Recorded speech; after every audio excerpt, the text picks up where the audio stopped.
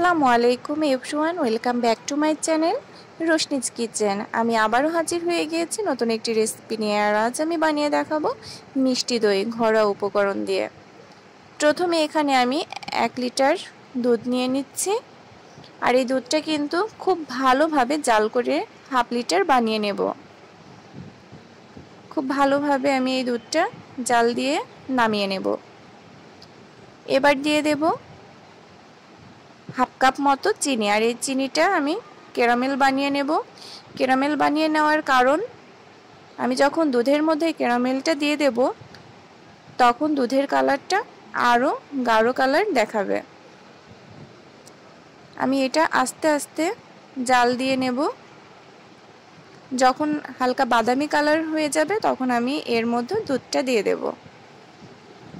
দেখুন আস্তে আস্তে কিন্তু চিনিটা গাঢ় কালার হয়ে আসছে। খুব অল্প সময়ের মধ্যে কিন্তু রেসিপিটা আপনাদের আমি দেখিয়ে দিচ্ছি, আশা করি ভালো লাগবে।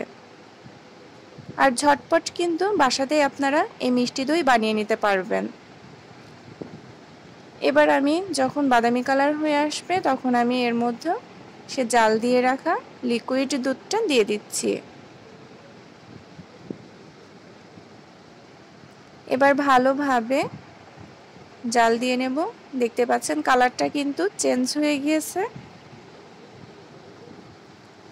এবার এর মধ্যে আমি দিয়ে দেব হাফ কাপ চিনি।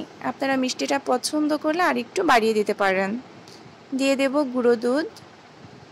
এখানে আমি হাফ কাপ মতো গুঁড়ো দুধ নিয়ে নিয়েছি। আর এই লিকুইড দুধটা, গরম দুধটা আমি দিয়ে ভালোভাবে গুলিয়ে নিচ্ছি। ভালোভাবে এবার মিক্সড করে দেব। আপনাদের বাসাতে যদি গুঁড়ো দুধ না থাকে তাহলে আপনারা স্কিপ করে দিতে পারেন, তবে গুঁড়ো দুধ দিলে টেস্টটা দ্বিগুণ হয়ে যায় দইয়ের। এবার এটা আমি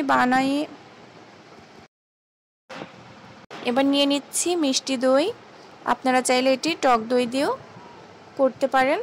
যেহেতু হাতের কাছে আমার মিষ্টি দইটা ছিল সেহেতু আমি মিষ্টি দই দিয়েই দইটা বসিয়ে নিচ্ছি।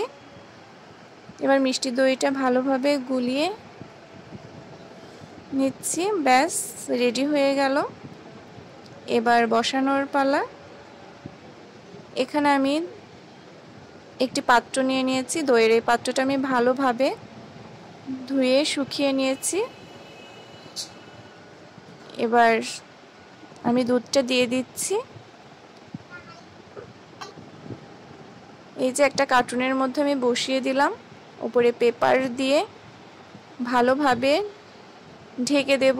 আর এটি আমি কাঁথা দিয়ে ঢেকে রাখবো প্রায় 8 ঘন্টা মতো। ব্যাস রেডি হয়ে গেল ঘরের তৈরি মিষ্টি দই। বাইরের দইয়ের কোনো অংশে কিন্তু এই দইটা কম নয়। আমার রেসিপিটা যদি ভালো লেগে থাকে প্লিজ কমেন্টের মাধ্যমে জানিয়ে দেবেন, লাইক দেবেন, প্রচুর শেয়ার করবেন। আল্লাহ হাফেজ।